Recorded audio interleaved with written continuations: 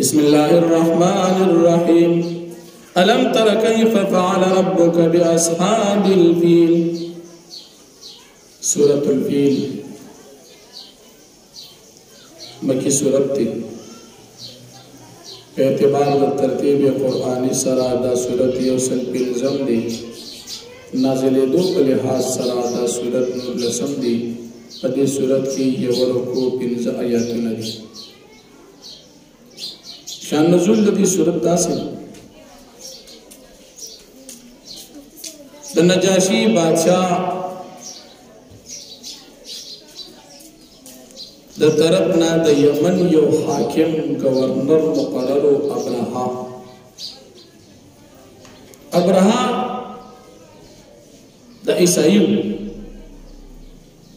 دو قتل چې دا خلق د تمام دنیا نه د بیت الله شریف د عبادت لپاره راځي خانه کعبه طواف کوي د وی زب یو داسې اوچت محل جوړ کوم چې خلق بلدي عبادت کی دلته راځي او په دې محل باندې ډېر زیات خواري وکړه د یمن په دې صنعا ښار کې یو اوچته ګرجه جوړه کړه او خلکو ته دا وی چې د دې طواف وکوي د عربو د کنانه قبلی یو سړی دغلته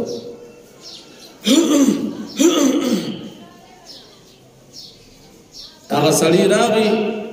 او د عیسایانو په ګرجه کې او دس مات کو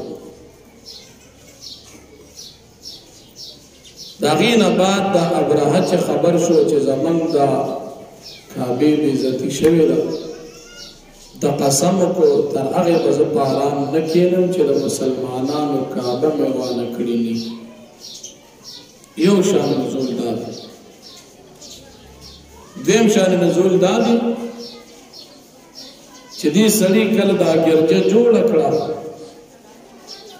د دې ګرجې سره خوا کې عرب ځوانانو هغې دې ځای کې اور لګولو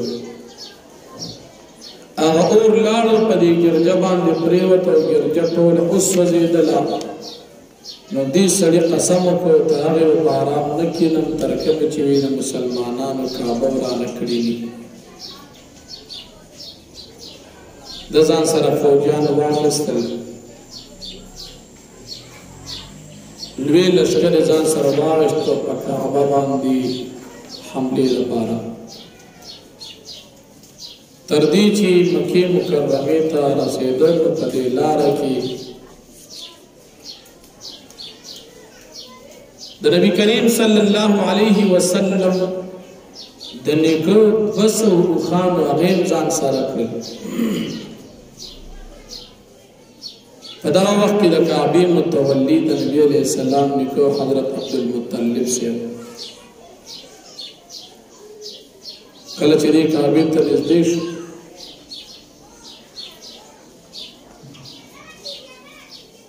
د قریشو سرداران عبدالمطلب صاحب له راغلل عبدالمطلب ورته وی چې دا د کوم بادشاه کور دی به د خپل کور حفاظت کوي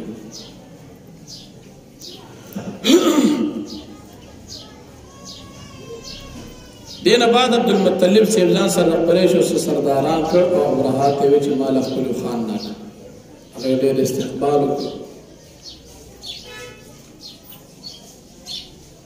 هغه وی زما خیال دا و چې ته به مانه د کعبې تپوس کړې او ته ما د اوښانو تپوس کړې عبدالمطلب صاحب ورته د اوښانو مالک زه یم او د کعبې مالک بل دی هغه مقربه دی چې تا به منع کړي اوښان ځان سره راروان کړ ټول اوښان د کعبې په نوم باندې قربان کړ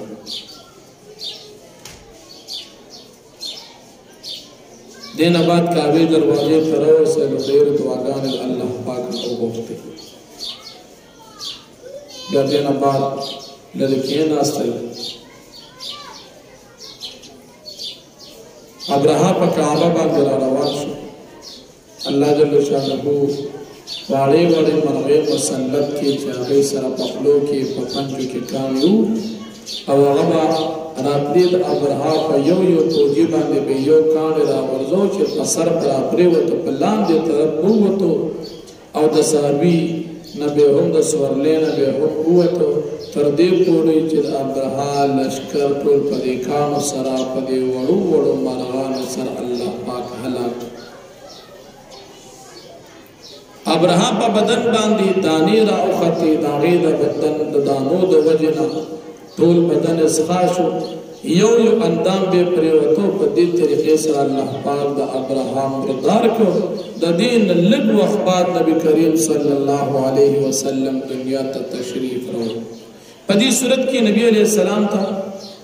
الله پاک تسلی ورکړي، د اصحاب الفیل د دې د حال بیانوي. ابابیل چې دا واړه واړه مرغان تو تفیرو د هغې کارنامه ذکر کوي او د دې اصحاب الفیل د دې اتیانو والا ابرها لشکر والا د هغې هغه اخیری انجام ذکر کوي. نو فرمایي الم تر کیف فعل ربک باصحاب الفیل، آیا نه دې کتلي چې څنګه کړي دي ستا رب د خاوندانو د اتیانو سره د ابرها لشکر سره.